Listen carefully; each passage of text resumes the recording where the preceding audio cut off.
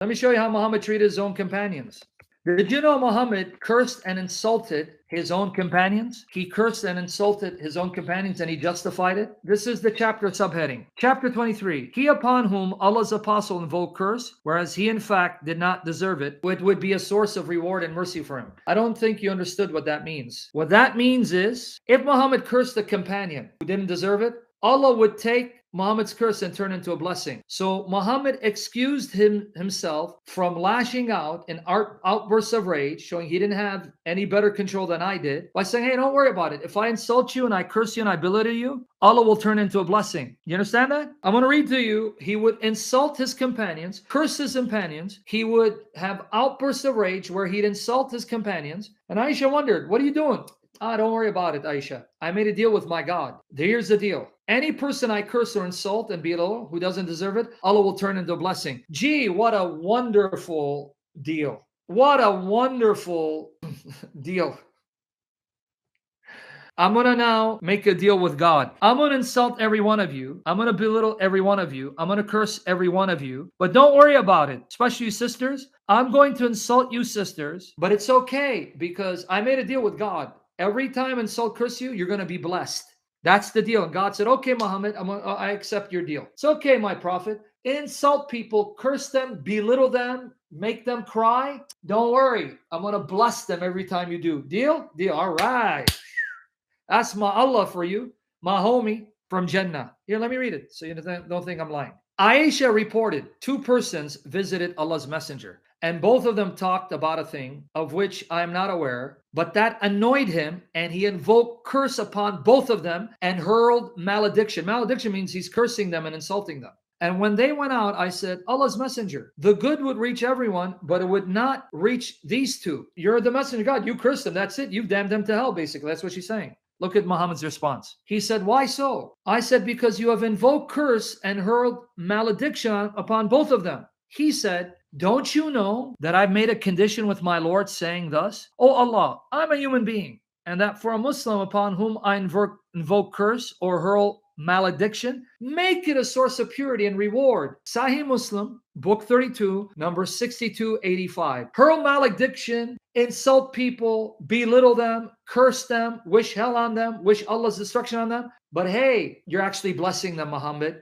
What a wonderful prophet you are. Sahih Muslim, number 6286. This hadith has been reported on the authority of Amash with the same chain of transmitters, and the hadith transmitted on the authority of Isa, the words are, he had a private meeting with them and hurled malediction upon them and cursed them and sent them out. Sahih Muslim, book 32, number 6290. Abu Huraira reported Allah's apostle is saying, O Allah, I make a covenant with thee. I make a covenant with you, Allah, against which thou wouldst never go. I'm a human being, and that for a Muslim whom I give any harm, or whom I scold, or upon whom I invoke a curse, or whom I beat, make this a source of blessing, purification, and nearness to thee on the day of resurrection. What a great deal.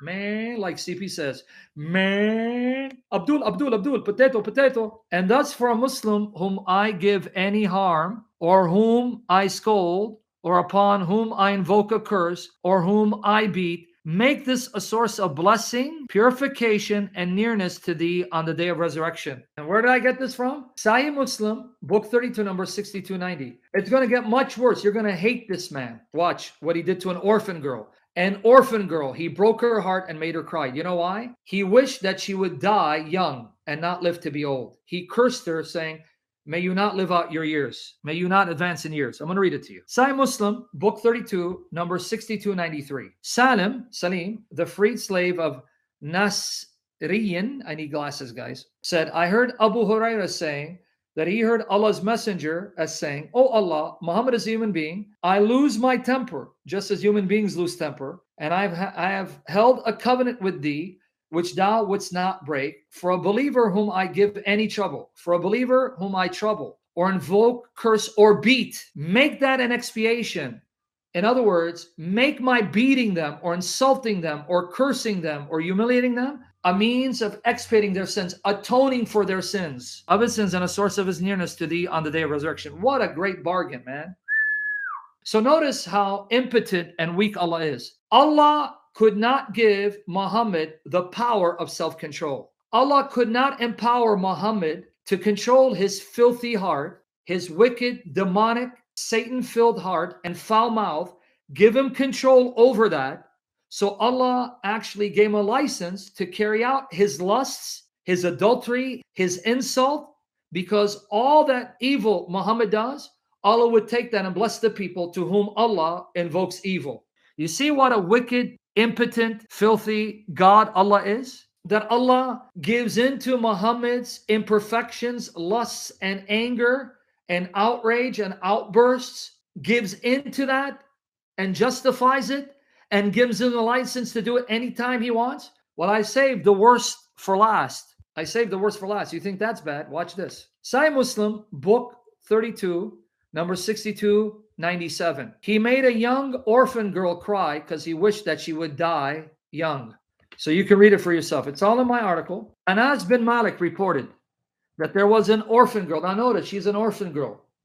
Parents dead or abandoned her, right? She doesn't know her parents. An orphan girl with Sulaym was the mother of Anas. Allah's messenger saw that orphan girl and said, "Oh, it is you. You have grown young. May you not advance in years." In other words, may you die young. May you not advance in years. May you not grow old. That slave girl returned to Sulaym weeping. How can you respect this man? Here it is. "Oh, it is you. You have grown young. May you not advance in years." That slave girl returned to Sulaym weeping. See that? Sulaym said, "Oh daughter, what is the matter with you?" She said, "Allah's apostle has invoked curse upon me that I should not grow in age, and thus I would never grow in age." Or she said, "In my length of life." Sulaym went out wrapping her headdress hurriedly until she met Allah's messenger. He said to her, Sulaym, what is the matter with you?" She said, "Allah's apostle, you invoked curse upon my orphan girl." He said, Sulaym, what is that?" She said, "She, the orphan girl, states that you have cursed her, saying that she might not grow in age or grow in life." Allah's messenger smiled, and then said, Sulaym, don't you know that I made this term with my Lord?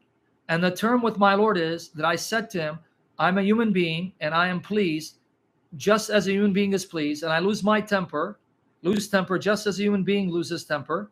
So for any person from amongst my ummah whom I curse, and he in no way deserves it, let that, O Lord, be made a source of purification and purity and nearness to Allah on the day of resurrection. Really?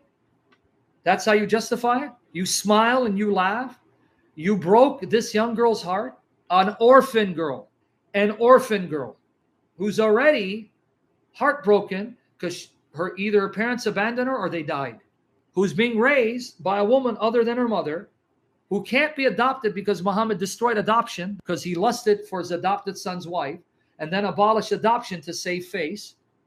So this orphan girl can't even be adopted, can't even have an adopted mother, right? And on top of that, you curse her to die young.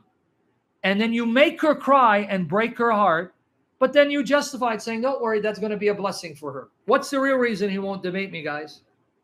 Because he knows I'll destroy Muhammad and his God by the power of Jesus Christ, because Jesus is alive, Muhammad is dead and burning in hell. Thank you, Lord Jesus.